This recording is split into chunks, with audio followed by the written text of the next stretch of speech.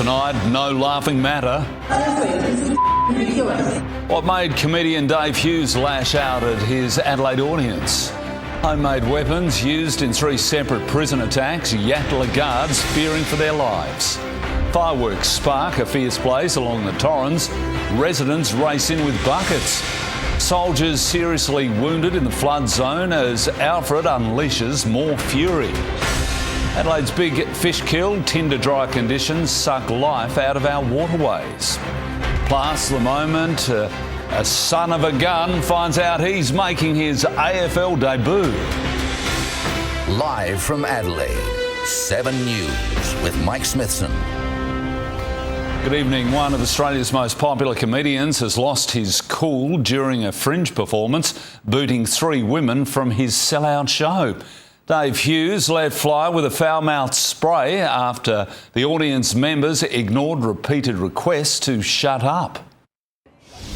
He's been making audiences laugh for more than 30 years, but no one saw the funny side in this.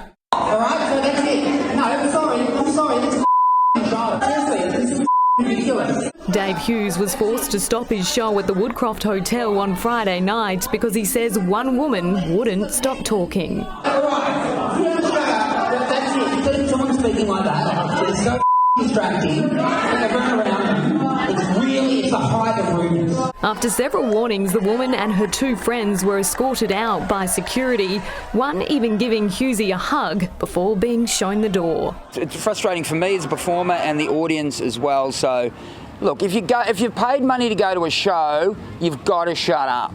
The rest of the crowd agreed. Totally felt for him. You know, he's just trying to do his job and entertain people and have fun, and then you've got these people just being so rude and disrespectful. Like, what are you meant to do? Dave Hughes says he's happy to offer the 3 women a refund given they missed half his show, but has this advice for anyone attending any of his performances. Don't have your own conversations loudly, because it's not TV. The performers can hear you. Maybe I'm not entertaining enough, right? Maybe it's my fault. This fan would disagree. 10 out of 10, he was a legend. Jasmine Turlings, 7 News. A southern suburbs man's fighting for life after losing control of his motorbike just metres from his home. 7 News has been told the 53-year-old from Happy Valley was taking his bike for a quick spin to check the mechanics were in order because he had intended to sell it. But he lost control on Redbank Close and was rushed to hospital with severe head injuries. He wasn't wearing a helmet or any protective clothing. Security guards at Yatala say their lives are being put at risk after another violent fight between prisoners, and it's the 3rd in a week. Let's cross live to Casey Trelaw in case the union says enough's enough. That's right, Mike. Emergency services were called here just before 8 a.m. after reports of a stabbing that left an inmate with serious injuries. Now, 7 News understands his attacker, a fellow prisoner, was armed with a shiv, otherwise known as a makeshift knife. Now, the 2 other attacks occurred on Wednesday and Thursday, and on all 3 occasions, a prisoner had to be taken to the Royal Adelaide for treatment. Searches following 2 of the assaults uncovered a large number of drugs, weapons and other contraband. The Public Services Association says it's been flagging safety concerns for years. It warns there simply aren't enough staff to do regular cell checks. There is absolutely no doubt in our members' minds that the increase in assaults and the increased level of drugs and contraband in prisons is a direct result of the removal of critical posts from within the prison system. Now, these attacks have left staff on edge, fearing the weapons could be turned on them. The union says the violence isn't isolated to here at Yatala. Port Augusta Prison is also of concern. It is pleading with the government to reinstate funding and jobs so that prisoners are adequately supervised. Thanks for that, Casey. Fireworks are being blamed for a fierce fire that erupted along the River Torrens in the city's west. Locals at a nearby house party grabbed buckets and filled them with pool water in a desperate attempt to control the flames. An orange glow filled the sky over the River Torrens shortly before midnight. I was at my house trying to get to sleep when I heard a loud bang. After a little while I started to hear crackling and people yelling, so I came up the steps up to the walking path here, and then across the way I could see massive flames. Oh, all those embers. Justin Smith leapt into action, first grabbing an extinguisher before dashing across the river with some buckets to help. It's pretty much as flammable as you could get. Guests at a party at Jimbaruka's place also trying to help put out the blaze, filling up buckets with water from the pool. While the MFS couldn't confirm the cause, some locals suspect it was fireworks. It started off with a massive bang, and I was laying in bed and my window faces this area. And so after the bang and the birds flying off was a massive fireworks sort of just exploding. Think of the consequences of what you've done. You put houses in danger, people's lives in danger. We were petrified. The embers were landing all over houses. Ashley Kanowski, 7 News. South Australia's big dry is killing our fish. Large parts of the Torrens have been reduced to algae-infested, oxygen-depleted puddles, trapping hundreds of carp. Locals at West Beach say the phenomenon is particularly bad upstream from the Torrens outlet, with rotting fish causing a putrid smell. Thousands of racegoers are bracing for another blistering Adelaide carp as an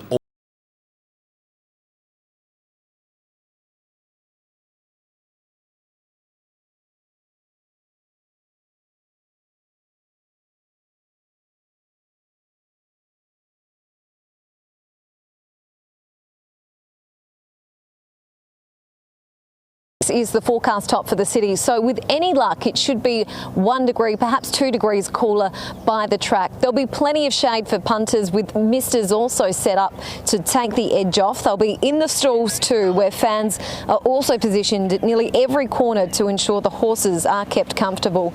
When the main race jumps at 4:15, it should be sitting around that forecast top. There's just a slight chance of a light afternoon shower, maybe the odd rumble of thunder, but nothing significant. The festivities will kick on after the last race with sneaky sound system to host the post-race party. Up to 7,000 are expected here tomorrow. We'll have all the highlights in our bulletin. Smitho. Thanks for that, Gertie. 2 Good Samaritans have been injured while helping to fight a ferocious blaze at a property in Torrensville. When firefighters went inside, they found a drug lab and a deceased dog that appeared to be living there alone. At Keith Street in Torrensville. We have a house well involved in flames, massive amount of smoke issuing from the roof. At the rear of the building, fire crews discovered a drug lab. Investigators believe it exploded, flames ripping through the property just after 6 p.m. Disappointing and surprising. If the place has not been lived in for quite some time, perhaps in retrospect not surprising. 2 neighbours who rushed over to fight the blaze were treated at the scene for smoke inhalation. No one lives here, but a dog inside didn't survive. It's been under almost constant renovation for a very long time. Windows have always been boarded up and it's been in a certain state of disrepair. Crime scene investigators returned to the scene this morning to dismantle the clandestine lab. While no one lives here, people do come and go. Residents have told 7 News they knew something suspicious was going on, but nothing like this. It's a good thing that, if there has been drugs involved, that it's all come to light and it can get cleared out. No arrests have been made. Police are still investigating. Mitchell Sariovsky, 7 News. Ex-tropical cyclone Alfred may have been downgraded, but his brutal force has unleashed another dangerous day. More homes have been torn apart in yet another blast of wind and rain, and it's proven especially harrowing for those tackling the threat head-on. A terrifying crash involving dozens of soldiers quickly became a battle for survival. On a wet, notorious road near the Lismore floods, 2 Defence Force trucks packed with troops, one tumbling down into a rain-soaked paddock, the other tipping over. 16 soldiers in each truck, somehow all survived. Everyone at the scene did their best to look after their mates. Other soldiers charged in, but the injured had already taken command. They were providing first aid to each other, and some were actually providing first aid to themselves. Police declared a mass casualty event. Ambulance, RFS and the SES assisting 13 injured, 8 serious. All rushed to hospital, the worst to Lismore, others to Ballina, Byron and Tweed hospitals. The weather was obviously made conditions treacherous, and in that sense they were putting themselves voluntarily in danger. Defence is assisting the New South Wales Police to actually determine the cause of this incident. This was not a collision. The trucks were in convoy. Police say one left the road, then rolled several times. The other swerved to miss it, tipping over a Tregeagle road described by the mayor as terrible. The conditions are treacherous, and if you don't know the roads and if you're not used to driving on these narrow country roads, it can happen to anyone, sadly. There have been other army rollovers in the past, but the new trucks have better safety. This is the same sort of truck involved in the crash. They are relatively new vehicles and to emergencies like this, but one key feature is seatbelts, and yesterday they may have saved 32 lives. The soldiers from the 2nd Combat Engineer Regiment and 7th Service Support Battalion had been in Lismore to fight the floods. A government review has found the ADF should not be doing this type of work. Yes, there is a conversation that we are having and we will continue to have going forward. But from a thankful Premier, the bottom line is we need you. They do an incredible job and we're very grateful for it. And showing his gratitude. Thanks for your service. The Prime Minister on the ground at the soldiers' Gallipoli Barracks home base in Brisbane. I know that you'll all be feeling it as well with the incident last night. Making his message clear. Thank you. No problem, sir. Thanks so much. Bill Hogan, 7 News. Those soldiers may have barely averted tragedy, but today Alfred doubled down with another blow. A destructive new deluge bearing down on Brisbane and the Gold Coast, a cruel blow to those who were hopeful they'd seen the worst of it all. At Hervey Bay, a flood emergency. Hervey Bay is absolutely flooding. 1/4 metre of rain. Oh my God, look at the current. Everyone told to shelter. To rescue people from their houses and their cars. The situation in Queensland and northern New South Wales remains very serious. This is Alfred raising the roof. Here we go. From Brisbane's north. Oh!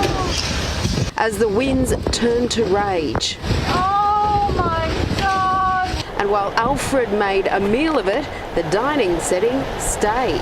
But that was just the entree.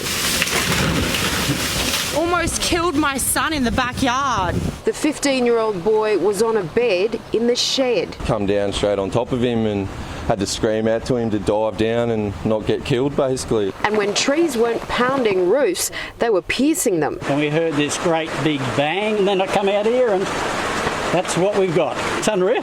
They're cutting electricity everywhere. We are looking at somewhere in the order of 450,000 homes and businesses. On the Gold Coast, the sound of the power going off. And the sound of it coming on. We're working around the clock.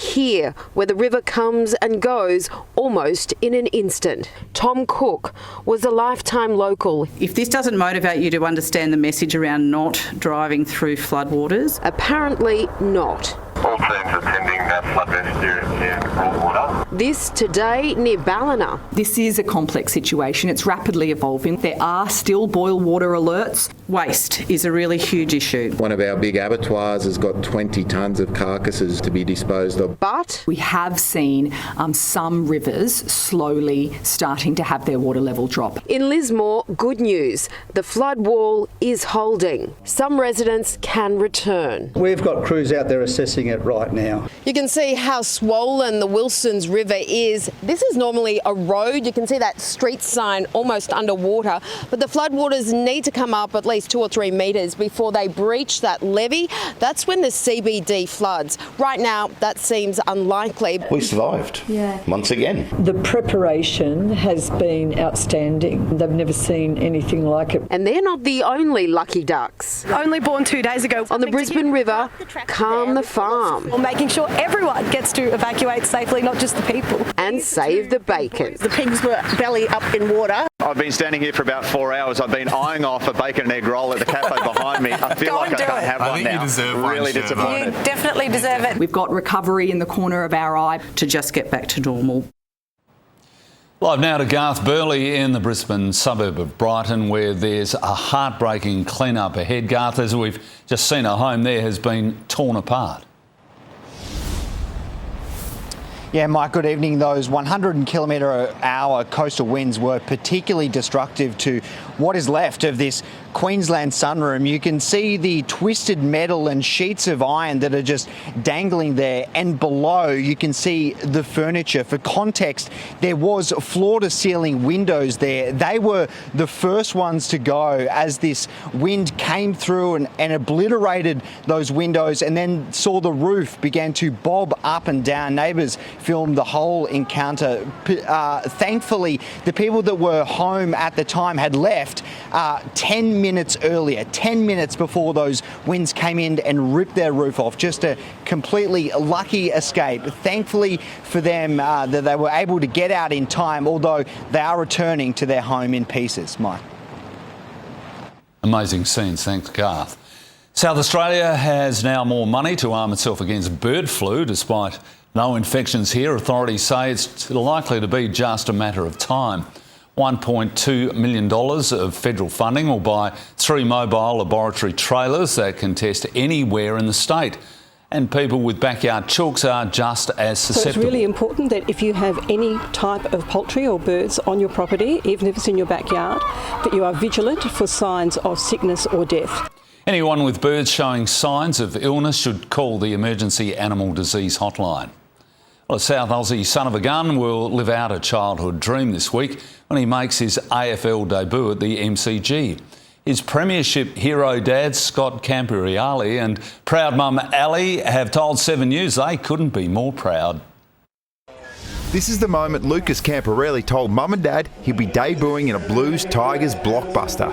Hey Dad, how are you? Hi Mum. Oh, congratulations. Yeah, that's unreal, isn't it?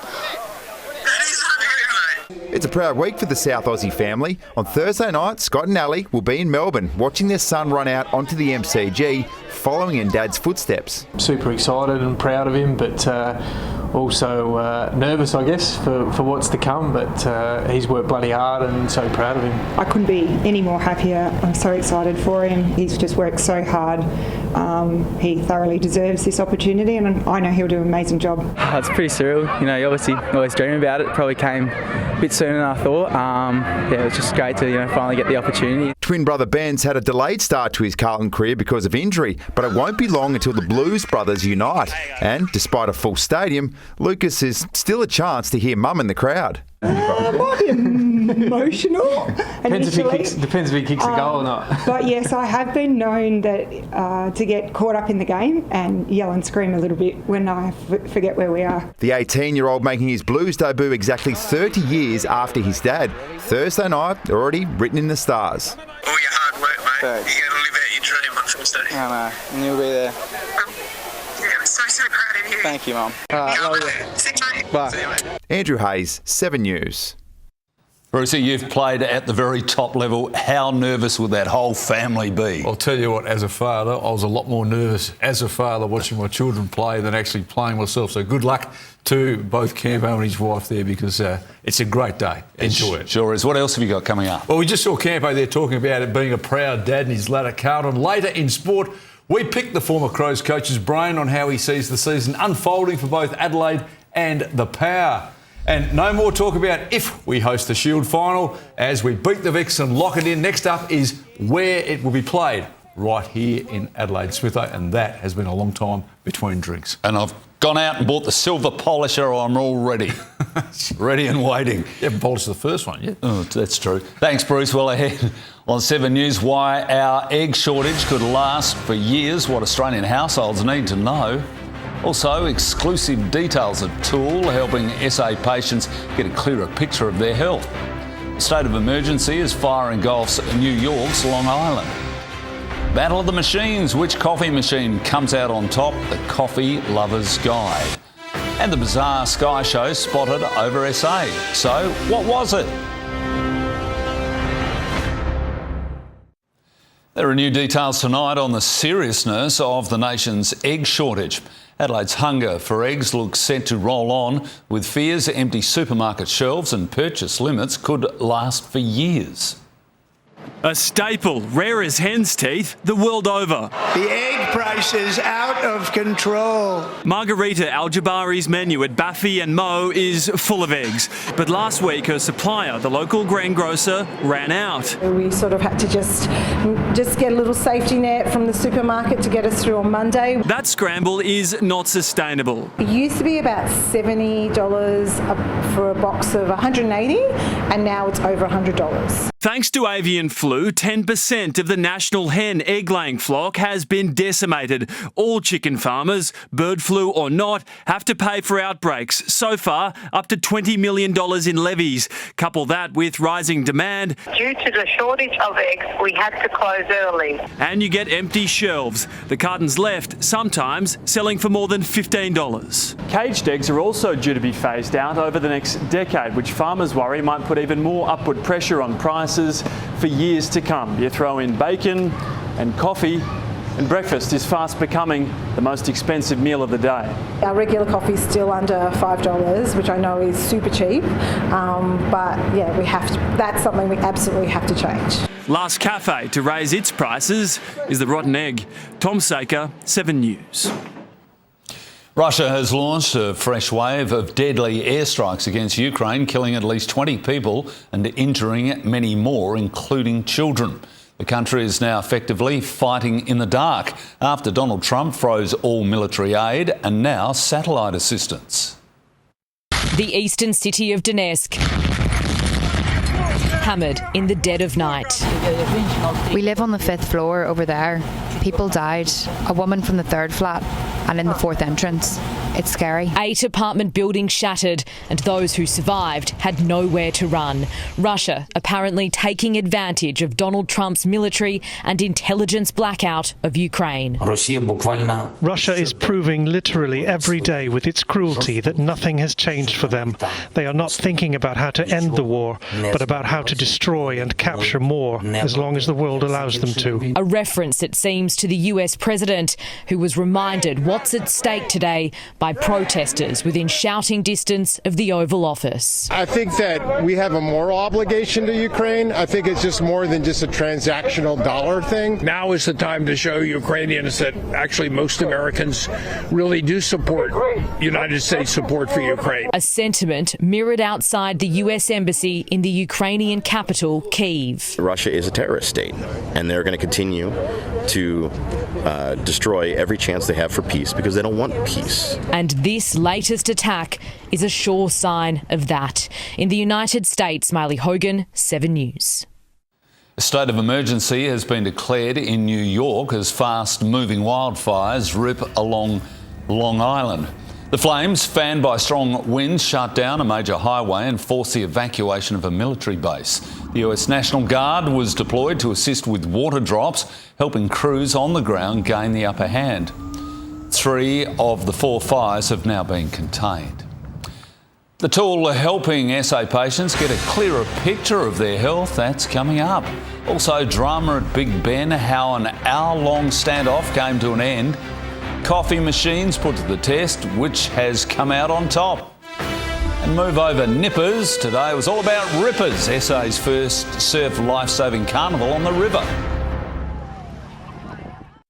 A fancy machine that helps diagnose serious illnesses here in SA could soon also be used to help treat them.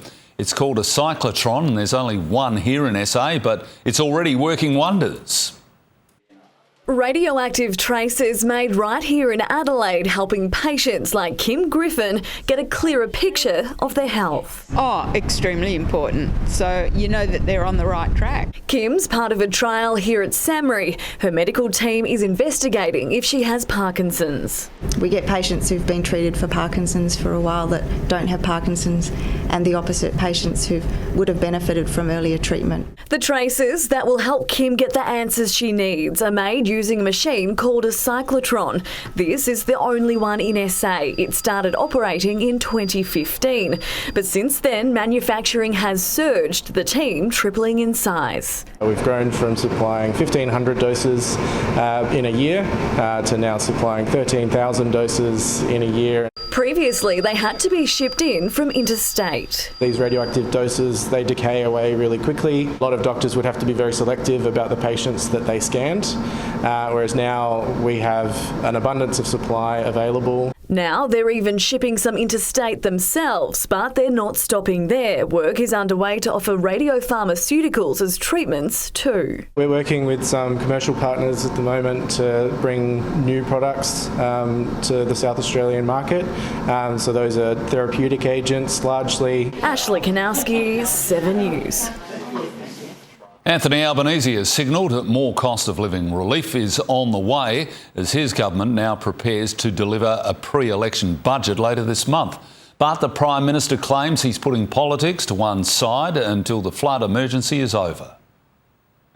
He expected to be surrounded by cameras today, but not like this. Hi, Anthony. On the day he was to call the election, instead electing to deliver the nation's gratitude. Thanks for all your service.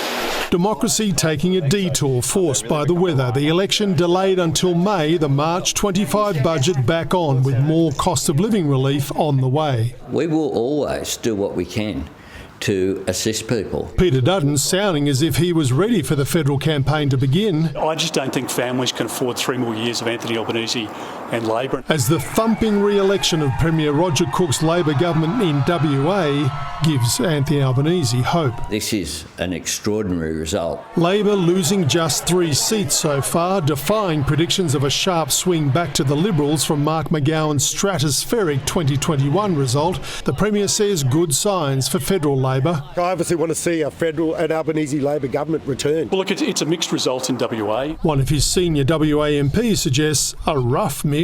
It is a disaster, but there are some green shoots. Having a pre-election budget allows Anthony Albanese to sweeten the deal with voters as Peter Dutton anticipates a new fight over tax. Well, I'd certainly welcome tax cuts in the March budget. This time last year, Peter Dutton was calling for an election in order to stop Australians getting a tax cut. The phony campaign now in overtime. Mark Riley, 7 News. One of London's most iconic attractions has become the stage of an hours-long standoff. A pro-Palestinian protester was safely brought down after scaling Big Ben and sitting atop the tower for 16 hours. Climbing barefoot, the stunt briefly led to the closure of Westminster Bridge. He was talked down after multiple attempts from negotiators and then arrested. More than 100 kids have descended on Lake Bonnie for South Australia's first ever inland surf life-saving carnival. These youngsters are known as nippers along our metro coastline, but today they were called rippers, bringing water safety to the Riverland.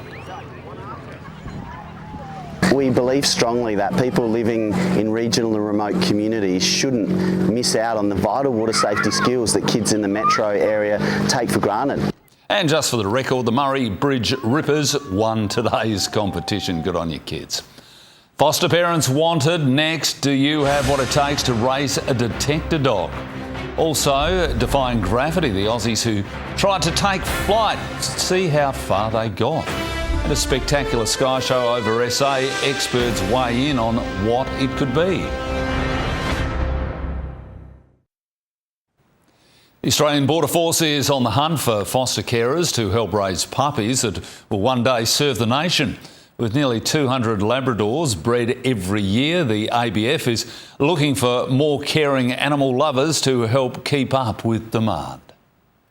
It may not look like it just yet, but one day this puppy could serve the nation. They search people at the airport, aircraft, shipping vessels, containers, mail, so quite a range. Detector dogs begin training from just 9 weeks old, but to get them to proficient working level, foster carers play a vital role. We breed 160 to 180 pups a year, and with that we need foster homes. Raising the puppies from 9 weeks old till they're around 12 months, foster parents are there to help introduce them to various sights, sounds and socialisation in preparation for their working career. We provide all food, we cover veterinary expenses. You just can't be a pet owner because they're not pets, they're working dogs. And how you interact with them and how you live with them every day has to change. If puppies don't quite fit the Border Force criteria, that doesn't necessarily mean it's the end of the road. Many go on to serve other agencies like police or corrections around Australia or even overseas. As tough as it is to give the puppies back, you just have to stay really focused. It is definitely hard to send them away, but again, it is really rewarding when you know where they're going. Head to the Australian Border Force website for more information. I thought, since we're going to have a dog, we might as well make it meaningful. Tyra Stowers, 7 News. Very cute.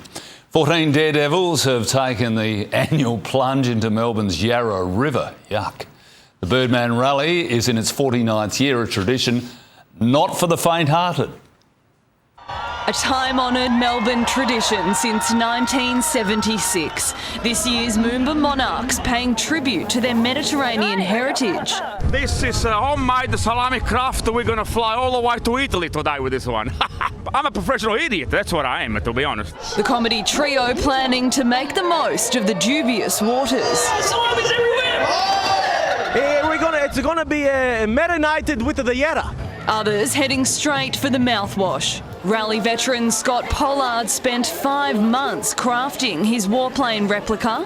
Are you confident? No. Confidence has no place here at the Birdman Rally. I'm going to hit that river like a meteor.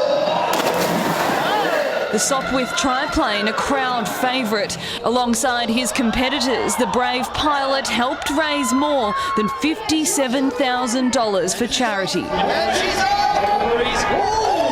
Yes to more fun, yes to more adventures. In his first ever jump, the Queen frontman. I'm Freddie Mercury. This is how Freddie Mercury would have looked at 70. We are the champions. Here comes Freddie Mercury raising money for melanoma research, and his whole aircraft is straight from Bunnings. We'll see how it fares. This year's winner, Simone Dawson, with an extra $6,000 for her charity Love Your Sister. I take the win for Love Your Sister, not only in honour of Jack, but all of those brave people who face cancer. Jacqueline Stanley, 7 News. Time for more on sport now, and Scott Camporelli. I said Camporelli before. I think it's an either or, but you'll be right. Well, I'd applied the Jane Doyle linguistics approach. I'll just go Campo. Okay, yeah. Okay. Jane would probably do that too. Now, where do we get to? Where are you up to? Well, he's a proud parent. We met him earlier in the show, and his son's going to do a debut for Carlton on Thursday night. Fantastic. But he's also a very astute footy judge and coached the Crows. Coming up after the break, Campo tells us whether the Crows can play finals and can Port send Ken off with a smile on his face. We all get a holiday tomorrow for the Adelaide Cup. We'll give you the latest and which horse is favourite. And our Shield team beats the Vicks to lock in a home Shield final at the end of the month. Welcome back. Ahead of a season full of expectation, former Crows coach Scott Camporelli is optimistic his old side is heading in the right direction. And despite several key injuries, he believes predicting a power slide this early is premature. As we saw last year, expectation is an interesting word around footy clubs. You've got to earn the right to play finals, and ultimately they weren't good enough last year to do that. But I think they've got a great chance. They've improved their list, no question, in the off-season. They've added a couple of players, some experience. And I think their draw early on, they've got to get off to a fast start, not a slow start like they did last year. What Ken and the playing group have been able to do the last couple of years and win games of footy when I guess their back's against the wall has been something that's impressed me. But I think Butters is a big out for them, and then a couple of the key defenders is a big hole to fill. But everyone can have predictions at this time of the year, but I think you just got to wait till around round 3, round 4 and just see how everyone else goes, because we just don't know how the other teams are going to go in the league either. And Collingwood's 2025 resurgence has copped an early giant whack.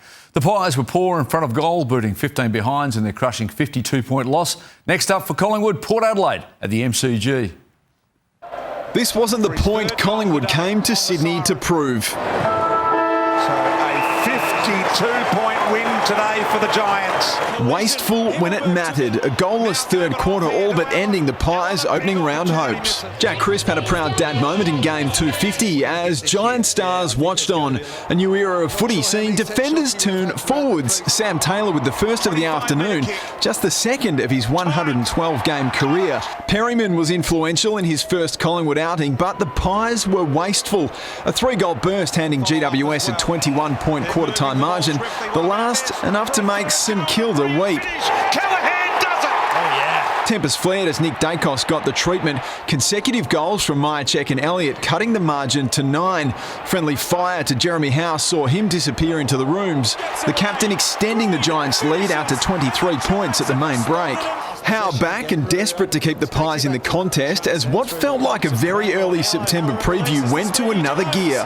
No catching this young fella. Darcy boy, you little beauty! Toby Bedford refusing to give Nick Dacos a moment of peace. Tim Membry had a moment to savour, finally doing what his teammates couldn't. No problems at all. But the giant task proved too much for the inaccurate Pies. Next up, the power at the MCG on Saturday night. Theodoropoulos, 7 News. Former Redlegs champion Matt Panos will make his transition into the coaching world via the Crows' Sandfield side. The Norwood favourite son insists he won't be tempted into pulling the boots back on, instead getting his footy fix in the coach's box. Die-hard Redlegs fans call Matt Panos the king because of moments like this. Panos! If anyone can stand up, it's Matthew! Oh my God, Mr. Magic has done it! No one in front! That goal gave Norwood a premiership in 2022. He retired after last year's loss to the Bays and insists his playing days are done. 110% sure. Not sure I'll have a wife at home and child to go back to if I pulled on the boots again. So his coaching journey will begin at Westlakes this season as part of the Crows' Sandfield program, learning everything he can for the next phase of his footy career. Trying to learn, speaking to the coaches, getting to know the players, and when I can, spending a bit more time with the AFL coaches and players as well. The 34-year-old played 150 games for his junior club Norwood and will get his first taste of coaching against his beloved Redlegs in round 5. I've been at Norwood my whole life, so I wanted to step out of there and go to a new environment and learn. I think that's always good to get out of your comfort zone and not just stay at the same place. Andrew Hayes, 7 News. Well, his father Darren played the last Shield win for South Australia almost 30 years ago, and today Jake Lehman smashed an unbeaten century to carry South Australia to victory over Victoria in Melbourne, and in doing so lock in a home Shield final. His 12th first-class century, and this one might be his absolute finest. Now the only thing still up in the air is which venue here in Adelaide that will be confirmed. That should happen in the next couple of days. Top Adelaide jockey Lockie Nindoff will pilot the favourite Tara Mansour in tomorrow's Group 2 Adelaide Cup at Morphettville.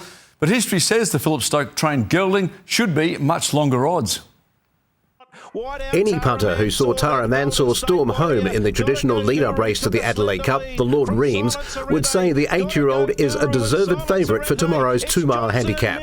Wide out Tara Mansour and Grand Piero. Tara Mansour lunging at Gotta Go Guru with Silent Sorrente. Photo finish in the Lord Reims. But only one 8-year-old has won the Adelaide Cup in the past 25 years. Oh, he's at the top of his game this horse. I actually think they start coming good at 10 or 8, and you see seen Ahmad last year. He was a 12-year-old and he should have won it. So the age won't be a problem. And his hoop, Lockie Nyendorf, is quietly confident after that run in the Lord Reims. Look, he was the strongest to and through the line, which is very pleasing to see when you're heading up in distance. The 22-year-old's career is on the rise, taking out last year's Group 1 Robert Sangster at Morphettville. But winning the Adelaide Cup would be extra special. Really good. It's something, obviously, I think every Adelaide-based jockey wants to tick off their bucket list. It's the best chance I've had in an Adelaide Cup for sure, without a doubt. This year's Adelaide Cup also sees Lord Reims winner Gotta Go Guru going for her 5th straight win and first crack at 2 miles. Melbourne Cup winning trainer Kieran Maher brings Golden State Warrior to the table, dropping 3 kilos on his solid 4th at their last meeting. And the famous Lloyd Williams colours bring interest aboard former Irish stayer Newfoundland. Mark Smith, 7 News. And our one to watch in the Adelaide Cup, race 7, number 10, Golden State Warrior. If Steph Curry's on board, get on there. Good luck with that. That's our sport for now. Enjoy the holiday. Try and stay cool like Fonzie Smithson over there. Smitho, you're off to the Premier's box at the Cup tomorrow, Morphettville. I'm sure you've been invited. No, I haven't. But he might ring me tonight and beg me to come along.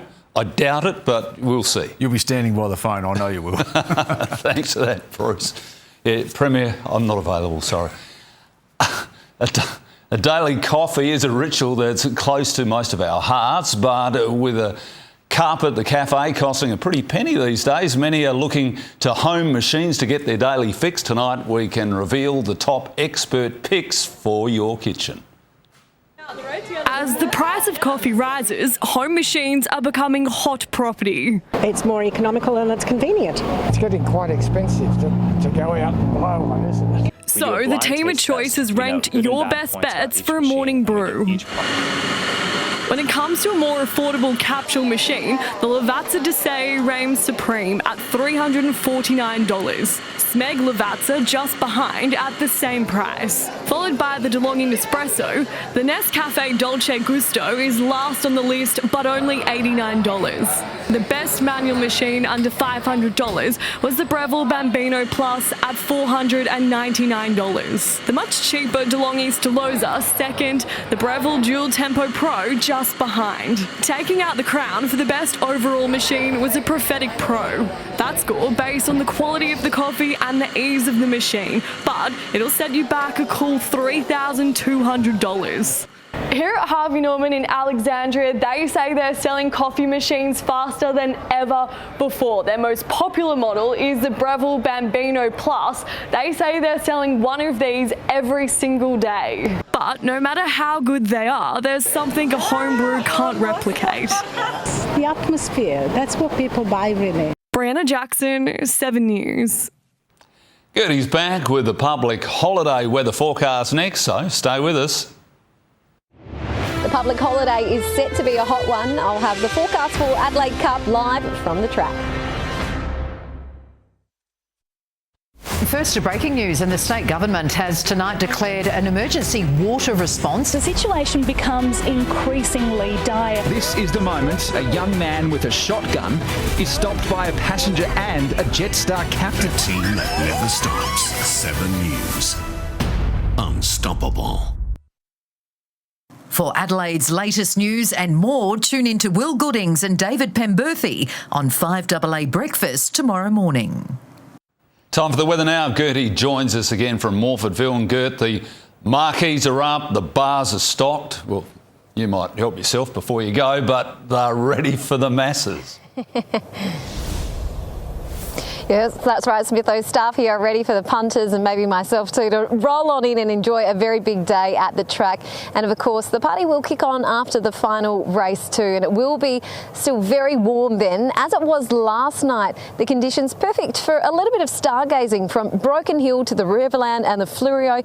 Our skies lit up overnight as space junk shot across the sky. Given it was slow moving, it wasn't likely a meteor shower as some might have thought. But of course, without recovering the material material, experts say will never be 100% sure.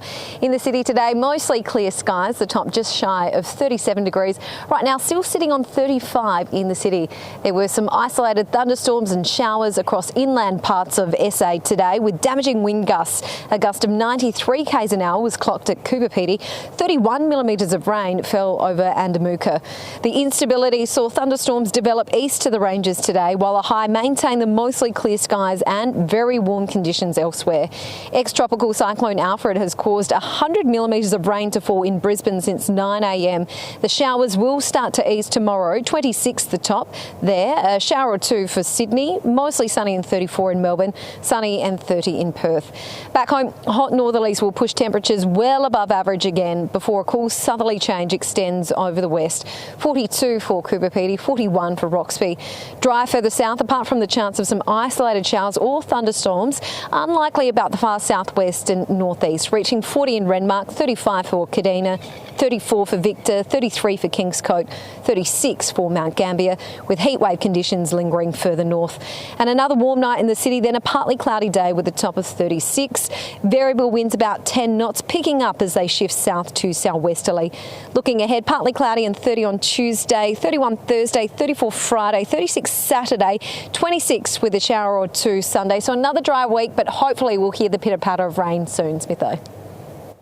Let's hope so. Thanks, Gertie, for that. Well, that's all the news for now. I'll have updates throughout the evening, but from all the Adelaide 7 team for now, it's good night.